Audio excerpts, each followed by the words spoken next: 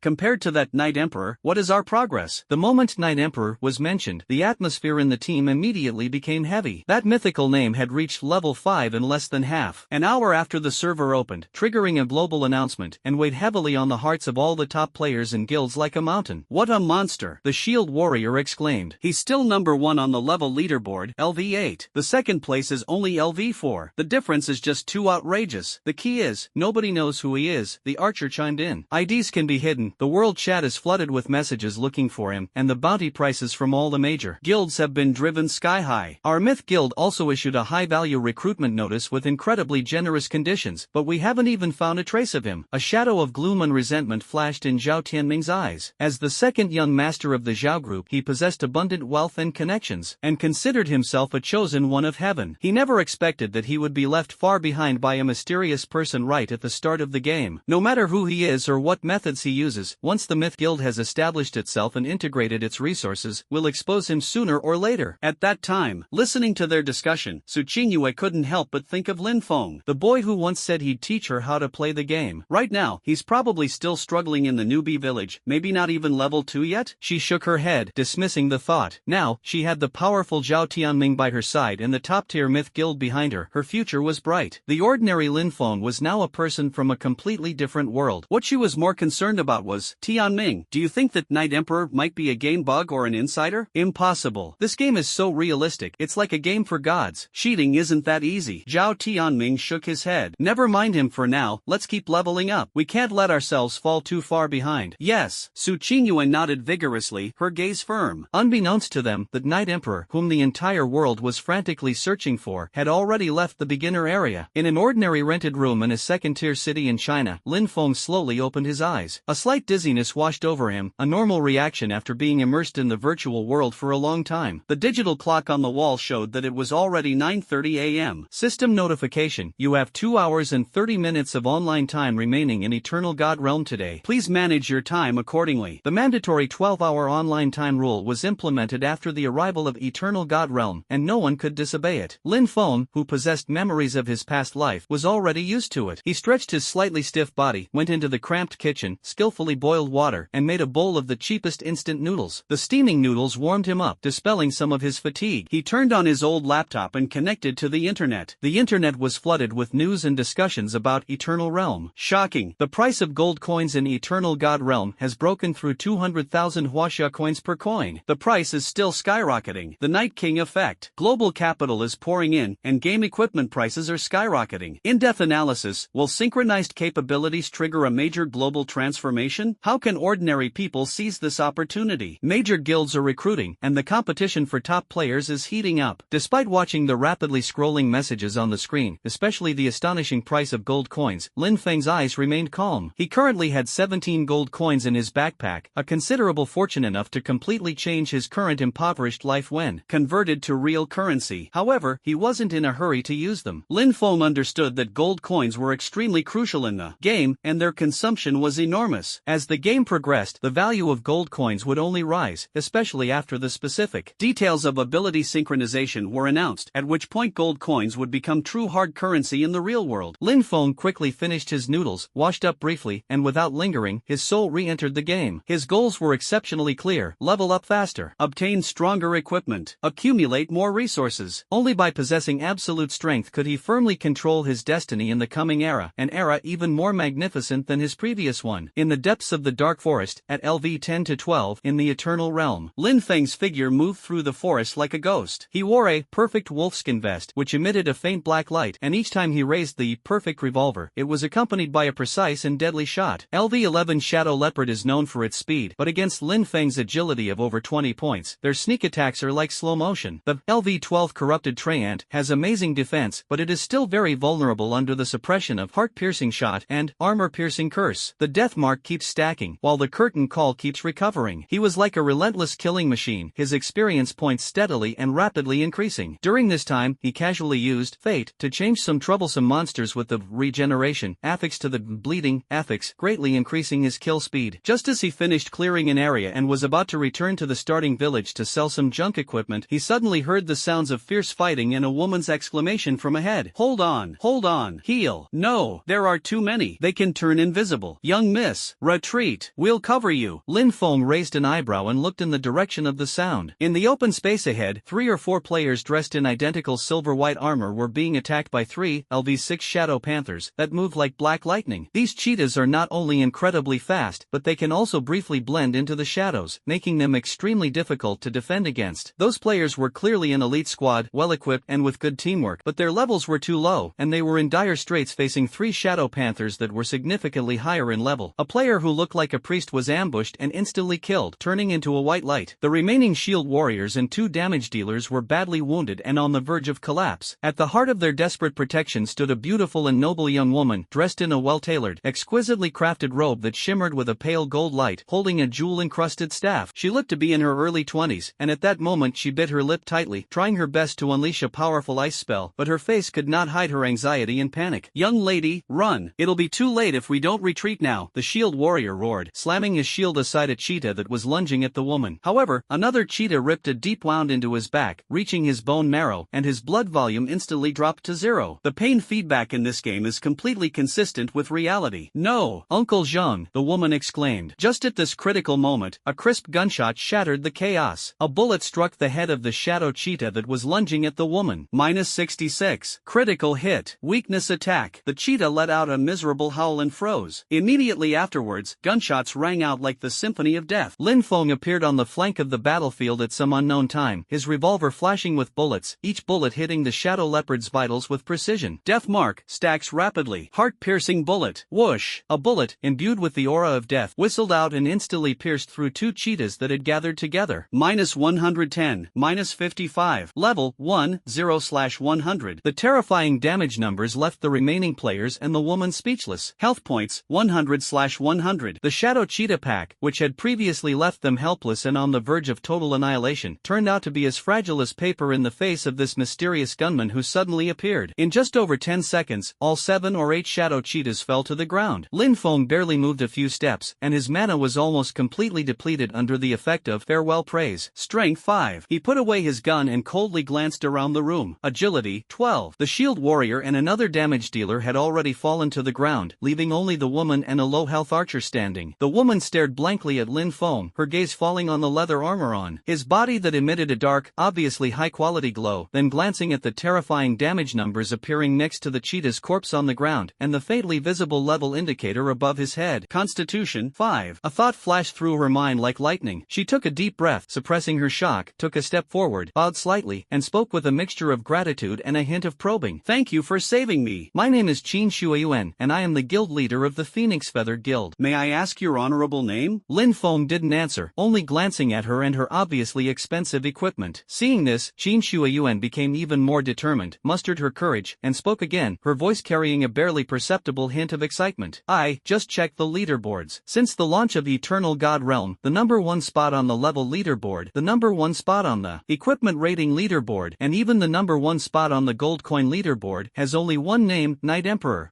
Are you the Knight Emperor? First place on the level leaderboard, LV8, without a doubt. On the equipment rating leaderboard, those 2 perfect quality green items, the perfect revolver and the perfect wolfskin vest, absolutely crush all other players at this stage. As for the gold coin leaderboard, with 17 gold coins, in a time when almost all players are penniless, he certainly deserves the top spot. Your Majesty, your strength is truly astonishing. Although we at Phoenix Feather are still in our early stages, we have established connections and channels in various newbie villages. You must have obtained some equipment that you don't need right now after defeating the boss, right? If you trust me, we can provide you with the best and safest channels to help you dispose of it at absolutely fair prices. The game auction takes a 20% commission and doesn't allow players to hide their IDs. She cleverly pinpointed Lin Feng's potential needs in the early game, attempting to establish a cooperative relationship. Lin Feng's eyes flickered slightly. He's a solo player and definitely needs a reliable channel to sell the warrior's Bloodfang greatsword, as well as any other top-tier non-class equipment he might acquire in the future. Entrusting it to a powerful guild leader with established connections is undoubtedly the most efficient option. He nodded and replied simply, "Okay." Qin Shuiyuan's face lit up with joy, and she immediately sent a friend request. Lin Feng accepted it quickly. Bloodfang greatsword, starting price 10 gold, or equivalent rare materials. Can you do that? Lin Feng immediately made a price. This level 8 green two-handed sword has excellent stats and is a boss drop. It's definitely worth this price right now, or even more. Qin Shuiyuan gasped. 10 gold coins. That's an astronomical price. But she immediately realized that the person in front of her was a mysterious big shot who dominated the top of 3 lists. His items were definitely worth that price, and countless wealthy people would be vying for them. You know, if you're slow on the ups and downs, you'll be slow on the downs. In reality, powerful big shots wouldn't care about this little bit of money. No problem. Your Majesty, please rest assured, I guarantee you a satisfactory price. However, it will take a little time. Qin Qin Shuayuan patted her chest and assured him that this was the best opportunity to get in touch with Night Emperor. Very good. Lin Feng said calmly. Finally, remember one thing. Don't reveal my identity. Lin Feng said no more and disappeared into the dark depths of the forest, leaving behind only Qin Shuayuan, the surviving archer, a pile of cheetah carcasses, and their fallen companions. Qin Shuayuan stared in the direction where Lin Feng had disappeared, and after a long while, she slowly exhaled, her chest heaving violently. Young miss, the archer was filled with lingering fear. Stop talking. Qin Shuayuan interrupted him, her eyes filled with complex emotions. Let's go to the resurrection point and wait for Uncle Zhang and the others to resurrect. No one is allowed to mention what happened today again. About Night Emperor. A flicker of excitement, a hint of awe, and a deep sense of apprehension flashed in her eyes. He is our phoenix feather, the biggest secret. On the way back to the starting village, Lin Feng leveled up intensively at several high-level monster spawn points, and his experience bar had already soared to LV10. World announcement: congratulations to player, Night Emperor, for becoming the first player in the world to reach level 10 in Eternal God Realm. Rewards: 15 gold coins, server-wide reputation plus 100, free skill point plus 1. World announcement: congratulations to player, Night Emperor, for becoming the first player in the world to reach level 10 in Eternal God Realm. World announcement: congratulations to player, Night Emperor, for becoming the first player worldwide to reach level 10 in Eternal God Realm. The 3 consecutive world announcements shocked everyone. Everyone knew that even top players, or big shots supported by conglomerates and real-world tycoons, could only reach level 6. At most, the entire world channel immediately erupted in excitement. Lin Feng nodded, satisfied with his leveling speed, but what made him even happier was the space in his inventory. Thanks to the effect of the wild wolf totem, white greatly increases the chance of obtaining high-quality items from killed enemies, although it doesn't trigger 100% of the time with every kill. The probability of triggering it is quite considerable. My backpack is already crammed with all sorts of materials: damaged wolf hide, shadow panther claws, corrupted tyrant heartwood, hard beast bones, a huge quantity and a wide variety. For ordinary players, these are mostly white or gray quality junk materials, either sold cheaply to NPC shops or broken down into more basic materials, with very limited value. But in Lin Feng's eyes, they are all glittering gold coins. Destiny. Lin Feng glanced at the talent and a slight smile appeared on his lips. He decided to return to the starting village to dispose of the materials and also check out the legendary first public instance, the underground mine. With a thought, he chose to return to town. In a flash of light, Lin Feng returned to the familiar starting village, number 666. The village was still bustling with activity, even more crowded than when the server first opened. A large influx of new players, along with others who had struggled to level up, returned to resupply or search for teammates, packed the small village to capacity. Lin Feng had already hidden his ID and level, ignoring the curious glances around him, and headed straight for the inconspicuous general store NPC in the corner of the village. Finding a secluded corner where no one would disturb him, Lin Feng opened his backpack. Target: damaged wolf pelt, X99. Revised: legendary wolf hide, X99. Inside the backpack, a pile of tattered, gray wolf pelts instantly shimmered with a golden light. They transformed into top-grade materials, radiating a faint golden glow, smooth to the touch, and seemingly imbued with mysterious power. Lin Feng proceeded as before. Target: corrupted tree spirits heartwood, X30. Revised: resilient tree spirits heartwood, X30. He selected several materials that were plentiful and had high basic value, and with the help of his fate talent, he greatly improved and transformed their quality. After completing this, Lin Feng walked towards the general merchandise merchant NPC. Respected adventurer, how can I help you? The NPC greeted him with a standard smile. Lin Feng chose to sell directly, selling all the high-quality, modified materials in his backpack to the NPC. System notifications flooded the screen. Sell 99 legendary wolf pelts and receive 99 gold coins. Sell 30 resilient tree spirit heartwood and receive 15 gold coins. Selling, receive XX gold coins. After some maneuvering, Lin Feng's original 32 gold coins instantly soared to an astonishing 214. At the same time, the gold coin rankings in the China region of Eternal God Realm underwent a dramatic change. Originally, Night Emperor topped the leaderboard with 32 gold coins, while Dragon Travels the World came in second with only 15 gold coins. The number of gold coins held by players ranked 3rd through 20th varied. Undoubtedly, these were all top players with immense power and resources in real life. However, limited by the gold coin production in the early stages of the game, their accumulated gold coin count was nearing its limit. China region gold coin ranking. Night Emperor, 214 gold coins. Dragon's Journey, 15 gold coins. Brother is the Legend, 13 gold coins. Overlord's Blade, 12 gold coins. A complete and utter collapse. Over 200 gold coins. At a time when ordinary players typically only have 1 or 2 silver coins, and even buying medicine requires careful budgeting, and ordinary guilds and real real-world corporations can only scrape together a few gold coins even after investing a large amount of real-world currency. This amount is simply astronomical. The world chat channel instantly exploded again. Am I seeing things? 214 gold coins? Has the Night Emperor emptied out the entire gold mine? Is this real? It must be a bug. GM, come and fix it. 214 gold coins. At the current black market price of 300,000 Chinese yuan per coin, that's over 60 million Chinese yuan. And this server has only been open for a short time? I don't believe it. This couldn't possibly have been obtained through normal means. He must have used some loophole. Shut up, you pickled cucumber upstairs. The boss is awesome. That's enough. Does Night Emperor need a leg accessory? The kind that shouts 666. Have all the major guilds gone mad? This financial power is simply incomparable. The guild leaders of top guilds like Dragon God and Overlord are probably green with rage. They work so hard to collect gold, and these other guilds don't even have a fraction of what they earn. Jin Shuayuan stared at the glaring number on the leaderboard, her beautiful eyes filled with shock and disbelief. Just moments ago, she was basking in her own pride for helping the Night Emperor sell the Blood Fawn greatsword, thinking she had hooked up with a golden thigh. But in the blink of an eye, the other party had actually received over 200 gold coins. This wasn't just a golden thigh, it was practically a living gold mine. She became even more convinced that clinging tightly to the Night Emperor was the wisest choice she and Phoenix Feather had ever made. Zhao Tianming stared at the leaderboard, his face ashen, his green longsword gripped so tightly it creaked. 214 gold coins. He had used his family connections and guild resources to barely scrape together less than 3 gold coins, and the result? Night Emperor. As the son of a multinational conglomerate, Zhao Tianming had a smooth and successful life, but he had never felt so frustrated, his eyes filled with jealousy. Meanwhile, Lin Feng, the mastermind behind it all, simply shut down the rankings calmly, completely unconcerned about the outside commotion. Lin Feng's gaze shifted to the path leading to the mining area outside the starting village. The underground mine, the first public instance accessible to level 10 players. It was time to test his strength and aim for the first clear of the instance. Lin Feng stepped out of the starting village and headed towards the mine. Occasionally, he could see some level 5 players attacking, LV5 or golems, or LV6 cave spiders, on the outskirts of the mine, but when he approached the entrance to the underground mine, which exuded a chilling aura, he found it deserted. Clearly, no player dared to venture into this unknown dungeon. The dungeon entrance was a deep cave, with 2 expressionless guard NPCs standing at the door. Lin Feng walked straight over. System notification, player level detected as LV10. The minimum requirement to enter the dungeon underground mine, normal mode. Enter. A flash of light appeared before his eyes, and Lin Feng entered the instance space. The dark, damp mine tunnels were filled with the smell of dust and sulfur. Scattered miner lamps flickered, illuminating only a small area beneath his feet. Lin Feng didn't linger, quickly advancing along the only passage. The mobs in the dungeon were LV10 Berserker and LV10 Poisonous Tunnelworm, posing no threat to Lin Feng, who could easily solo LV12 monsters. Death Mark, heart-piercing bullet, curtain call. He efficiently cleared the mobs along the way like a bulldozer, quickly reaching the depths of the mine. Before them lay a massive underground cavern. In the center of the cavern, atop a pile of ore, sat a giant over 3 meters tall, covered in bronze-colored metal, wielding a gigantic mining hammer. Mine Lord Bronze Hammer, bronze level boss. Level 10. Health points. Status, reflective steel spikes, active. The boss's health is displayed as a question mark, which is normal for dungeon bosses. The buff that flashes with spiked light on its body is one of Lin Feng's targets on this trip. Reflective steel spikes, during activation, when attacked, deals 200% of the damage dealt as a reflection to self. The aura lasts for 60 seconds, followed by 3 seconds when the steel spikes retract, greatly increasing the Mine Lord's defense for 30 seconds, and cyclically repeats. This boss requires extremely precise timing for the team's burst damage. Teams must focus their attacks during the brief 3-second window before the reflected damage ends and defense increases, otherwise, they will either be killed by the reflected damage or unable to penetrate the high defense. For a single player, it's practically unsolvable. 3 seconds of damage output can't keep up with the boss's healing speed. But Lin Feng is here to create an unsolvable situation. Objective, Mine Lord, Copper Hammer. Status buff, reflect damage steel spikes. When attacked, deals 200% of the damage dealt as a reflection attack to self. Mental energy is being severely depleted, but the reflect damage steel spikes buff on the boss has quietly changed. The Mine Lord seemed completely oblivious. Upon noticing the intruder Lin Feng, it abruptly stood up from the ore pile, letting out a deafening roar, and charged forward, wielding its massive mining hammer. Lin Feng's lips curled into a cold smile. Without flinching, he stepped forward to meet it, his perfect revolver rapidly firing. -48. Almost at the same time the damage numbers were rising, another bright red number suddenly burst out from above the boss's head. -96. One shot, 3 times the damage. The Mine Lord was in excruciating excruciating pain and his rage surged. His massive hammer, accompanied by a whistling sound, slammed down on Lin Feng. Lin Feng easily dodged with a sidestep, and gunshots rang out one after another. -104, -208, -120, -240, -153, -306. Each attack was accompanied by a backlash of double damage from the boss. Its health bar was dropping rapidly at a visible rate. The Mine Lord was like a berserk beast, frantically attacking the agile Lin Feng while bleeding profusely from the reflected damage of its own aura buff. The scene was extremely bizarre. The reflective steel spikes, which should have lasted 60 seconds, had already lasted 40 seconds. Under the triple blow of Lin Feng's precise, heart-piercing bullet, combined with Deathmark and Wheel of Fate armor-piercing curse, -630, -1260. The Mine Lord let out a mournful cry filled with resentment and pain, its massive body crashing to the ground, unleashing a dazzling light far surpassing that of elite bosses. The first kill reward for a bronze-level boss then popped up. Defeat the LV-10 bronze-level boss, Mine Lord Copper Hammer, and gain 2,000 experience points. Completed the dungeon Underground Mine, Normal Mode. A massive influx of experience instantly boosted Lin Feng's level to LV-11. The next second, another world-renowned announcement descended. World announcement: congratulations to player, Night Emperor, and their team, Solo, for successfully clearing the Underground Mine, Normal Mode, becoming the first team in the world to clear this dungeon. Rewards: 20 gold coins, plus 200 server-wide reputation, bronze dungeon medal, X1. Their feat will be recorded in history. World announcement: congratulations to player, Night Emperor. World announcement: congratulations to player, Night Emperor. Once again, it's the Night Emperor, soloing a level 10 dungeon. The world chat fell silent for a moment, then erupted into a frenzy more intense than ever before. What else can I say? Solo clear of a level 10 dungeon? Is there something wrong with the game's balance? Night Emperor, eternal god, I'm numb to it all. I wouldn't be surprised to see the Night Emperor take on a dragon one-on-one tomorrow. Run. 20 gold coins, 200 reputation points, and dungeon badges. The rewards are too generous. Boss, do you need someone to warm your bed? Gender doesn't matter. A cacophony of gasps, awe, doubt, and madness swirled around Lin Feng. Lin Feng, however, calmly walked to the boss's corpse, his gaze fixed on the loot shimmering with bronze and blue light. The upgrade glow had barely faded, and the system's cold announcement echoed in his ears, but his attention was completely captivated by the alluring radiance emanating from the boss. Ah, the loot from the first kill of the bronze-level boss was indeed extraordinary. In addition to the fixed 20 gold coins in the bronze dungeon medal, engraved with a mine pattern, the most eye-catching items were two pieces of equipment that emitted a strong magical glow. One of them was a simple white hood with worn edges. The hood of the Invisible One, green. Type: head. Defense: 15. Agility: +2. Special effect: shadow occlusion, slightly reduces the chance of being detected by monsters, while hiding all facial information of the player. Demand level: 10. Description: a hood suitable for stealth users, effectively concealing your tracks and identity. Just what I needed. Lin Feng nodded. Although the hood's attributes are average, its shadow concealment effect is extremely useful, especially now that his reputation has soared, and he doesn't want to reveal his identity too early. He promptly put on his hood, which fell down, covering most of his face, leaving only a pair of cold, sharp eyes. The other piece of equipment made Lin Feng's breath catch in his throat slightly. It was a revolver, long and sleek, its material not ordinary steel, but obsidian with a cold, metallic sheen. Intricate silver runes were engraved on the barrel and cylinder. It lay there silently, originally emitting a striking blue light when it fell, but under the influence of the wild wolf totem, the blue light receded like a tide, replaced by a deeper, more noble, and breathtaking purple glow. From blue, rare, it had leaped directly to purple, superior. Lin Feng immediately stepped forward, picked it up, and carefully examined its attributes. The Dark Chaser, purple. Type: single-handed weapon, revolver. Attack power: 65 to 80. Agility: +10. Spirit: +8. Critical hit rate: +5%. Special effect: Shadow Strike instant kill. Active, consumes 20 mana to instantly teleport to a designated area within 30 meters, and guarantees a critical hit on the next basic attack. If a critical hit kills an enemy, the cooldown is reset. Cooldown: 60 seconds. Required level: 10. Class restrictions: Archer class and its branches. Description: legend has it that this weapon was forged from a fragment of a fallen star's core, fused with the energy of the void shadow, and possesses the power to chase and devour light. It is not merely a weapon, but a hunter's declaration. Hiss. Even Lin Feng, who had lived 2 lives, couldn't help but gasp when he saw the gun's stats. Attack power doubled, agility and spirit attributes were boosted extremely high, and the critical hit rate was incredibly valuable. Even more insane was the special effect: Shadow Strike. Instant kill. Teleportation plus guaranteed critical hit, combining mobility and burst damage in one, with a short cooldown. This purple purple epic level. Dark Chaser was undoubtedly a god-tier weapon for the present and for a long time to come, enough to drive any gun-wielding player crazy. Without hesitation, Lin Feng replaced his perfect revolver with the Dark Chaser. A surge of even greater power instantly coursed through his body, and his attack power on his attribute panel jumped significantly. But he wasn't satisfied. His gaze was fixed on the Shadow Strike instant kill active skill. Teleportation and guaranteed critical hits were already strong, but there was still room for improvement. He secretly pondered how to modify the plan and make the next normal attack a guaranteed critical hit, and after a critical hit kills an enemy, the cooldown time is reset. The runes on the purple Dark Chaser spear flickered briefly before returning to normal. A cold smile flashed in Lin Feng's eyes. Killing a target resets the cooldown, meaning that with proper execution and sufficient mana, he could use Shadow Strike instant kill to teleport infinitely between groups of monsters or enemies, guaranteeing a critical hit. This was practically a divine skill tailor-made for him. With that, the loot from the dungeon is all processed. Level up to 11, wearing the perfect wolfskin vest and stealth hood, wielding the Dark Chaser, and equipped with the Wild Wolf Totem. Plus 2 top-tier items for sale in my inventory, the perfect revolver and the Bloodfang greatsword, and a whopping 254 gold coins. My strength has once again achieved a qualitative leap. Lin Feng turned around and slowly walked towards the dungeon exit. Underground mine, outside the entrance, at the edge of the mining area. Quick, hold the shield. Healer. Zhao Tianming, along with Su Qingyue and 3 other core members of the Myth Guild, were struggling to defeat a LV6 elite cave spider. This spider not only had high health and defense, but it could also spit venom, leaving them scrambling to keep up. Brother Tianming, watch out for its spider web, Su Qingyue warned anxiously while casting a healing spell on Zhao Tianming. She looked tired, clearly having spent a considerable amount of time and energy here. I know, Zhao Tianming roared impatiently. He had just been sprayed with venom by the spider, causing his health to plummet and putting him in a terrible mood. The thought of the Aleufinite Emperor, who dominated all the leaderboards, only fueled his frustration. Damn it, this elite monster is really tough, the shield warrior complained. It's so difficult for 5 of us to take down just one. How did the Night Emperor manage to solo the dungeon? Who knows? Maybe we got lucky, or maybe we encountered some bug, the archer said sourly. Once we reach level 10 and enter the dungeon, we'll definitely be able to clear it. Zhao Tianming snorted coldly. Stop talking nonsense. While the battle raged fiercely with the elite spiders, a figure clad in a white hood and wielding a uniquely designed black revolver emerged slowly from the mine entrance like a ghost. His steps were slow, yet each one felt like a ticking beat against everyone's heartbeat. The hood concealed his face, revealing only a pair of cold, ruthless eyes. Who goes there? Zhao Tianming was the first to spot Lin Feng and shouted angrily. He assumed it was some clueless solo player trying to steal his monster. Lin Feng ignored him, simply raising his Dark Chaser and pointing the muzzle directly at the archer who was attacking with all his might. Zhao Tianming and the others were stunned for a moment, then flew into a rage. You're courting death. How dare you attack in front of the Myth Guild? Zhao Tianming roared, immediately abandoning the elite spider and charging towards Lin Feng with his sword. Su Qingyue and the others also prepared to attack. However, it was all too late. A purple light flashed past the muzzle of the gun, and the bullet struck the archer precisely in the forehead. Minus 585. Lin Feng, with 5 points of strength and 40 points of agility, had a base attack power of 50, with the revolver's attack bonus of 65 to 80, plus the attack bonus from Heart-Piercing Bullet, the buff from Wheel of Fate, and the guaranteed critical hit from Shadow Strike instant kill. The fragile archer, with only 200 health points, didn't even have time to scream before his health bar was instantly emptied, and he vanished in a flash of white light, leaving only a few silver coins. Zhao Tianming and the others' pupils contracted sharply. This damage, how could it be? Before they could even react, Lin Feng's figure suddenly blurred, as if merging into the shadows. The next instant, he appeared like a ghost behind Su Qingyue, who was chanting a healing spell. Shadow Strike instant kill. The muzzle of the gun was almost touching Su Qingyue's back. Minus 360. Su Qingyue's delicate body trembled slightly as she turned around in disbelief, only to see a face hidden by the shadow of a hood, and those icy, chilling eyes. That gaze made her feel as if she had fallen into an ice cellar, a strangely familiar fear surging into her heart. Could it be him? Impossible. Absolutely impossible. She opened her mouth, wanting to say something, but everything went black before her eyes, and she too transformed into white light, exploding into several silver coins. Qingyue. Zhao Tianming's eyes widened in fury. Lin Feng's figure blurred again the instant he killed Su Qingyue. Shadow Strike instant kill, cooldown reset. He locked onto the shield warrior who had just reacted and was charging forward with his shield raised. Teleport. He appeared to the side and rear of the shield warrior. Bang. Minus 400. The shield warrior grunted and followed suit. Who are you? Zhao Tianming was utterly horrified. Teleportation? Guaranteed critical hit? Instant kill? These are skills that players players currently possess. Could it be? Could it be? That name flashed through his mind like a cursed Night Emperor? Only that monster who dominated all the rankings could possess such terrifying power. Fear instantly gripped his heart. The magic damage dealers around him were so terrified that their legs went weak, and they even forgot to cast their spells. Lin Feng didn't answer, his cold gun barrel turning towards the terrified mage. Another flash of white light. In the blink of an eye, the original 5-man myth elite team was reduced to Zhao Tianming alone, along with the elite spider lying idle to the side, its health nearly depleted. Looking at the hooded figure before him, like a grim reaper, and feeling the palpable, chilling killing intent emanating from him, Zhao Tianming was utterly terrified. The second young master of the Zhao group and the president of the Myth Guild both seemed so laughable in the face of this absolutely overwhelming power. No, don't kill me. Zhao Tianming's voice trembled as he hurriedly backed away. I'm the guild leader of Myth. You've heard of the Zhao group, right? Wei. Lin Feng's response was to raise his gun. -120. Zhao Tianming cried out in pain as his health dropped significantly. He was wearing green and silver armor, which gave him much higher defense than the others. You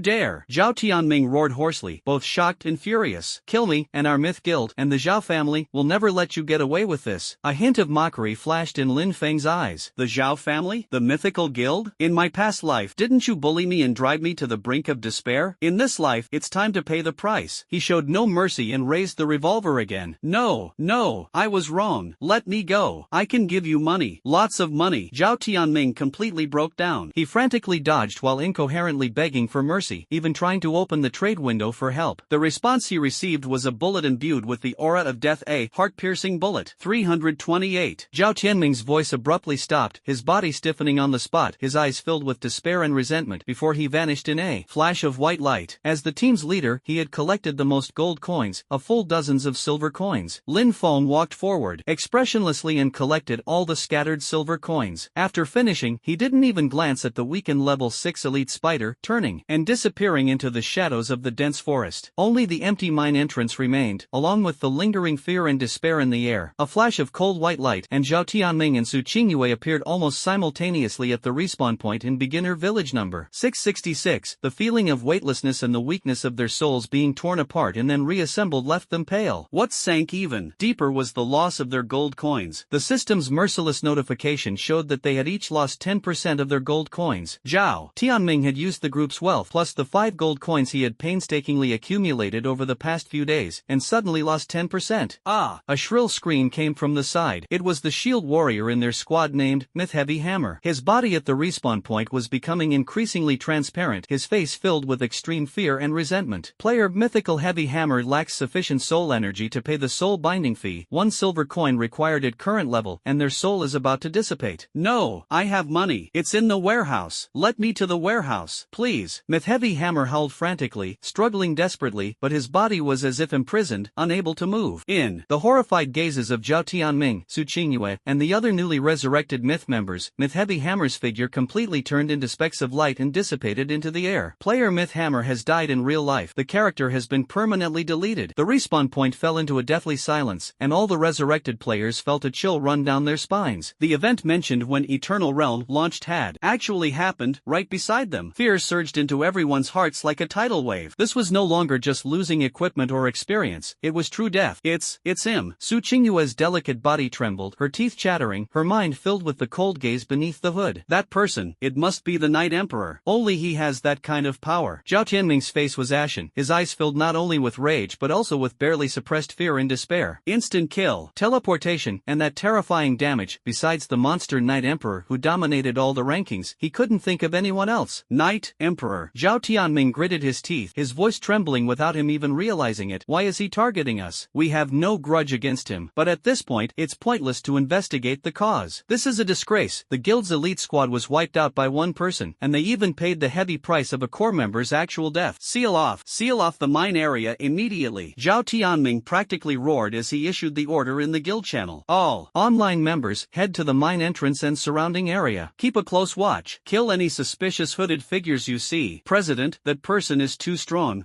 Someone timidly retorted. Useless. Zhao Tianming roared. No matter how strong he is, he's still just one person. Use sheer numbers. Fill the gaps with your own lives. Whoever can kill that hooded man, or provide his exact location, will be rewarded with 5 gold coins. The bounty announcement caused a brief silence in the guild chat before being overwhelmed by greed. A reward reward of 5 gold coins was enough to drive any player mad, and as long as they weren't foolish enough to bring enough gold to buy a resurrection, wouldn't that be enough? The remaining forces of the Myth Guild began frantically converging on the mine area. Zhao Tianming watched this unfold, yet felt utterly unsure of himself. He knew this was nothing but powerless rage and self-consolation. Could that Knight Emperor really be overwhelmed by sheer numbers? He dared not even consider it. Meanwhile, in a secluded corner of the starting village, Lin Feng had just finished killing a wave of monsters and was in a pretty good mood. At that moment, he received a communication request from Qin Shuiyuan. Knight Emperor. Qin Shuiyuan's voice was filled with obvious excitement and a hint of cautious flattery. I have gathered the 10 gold coins you requested, and I can trade them to you anytime.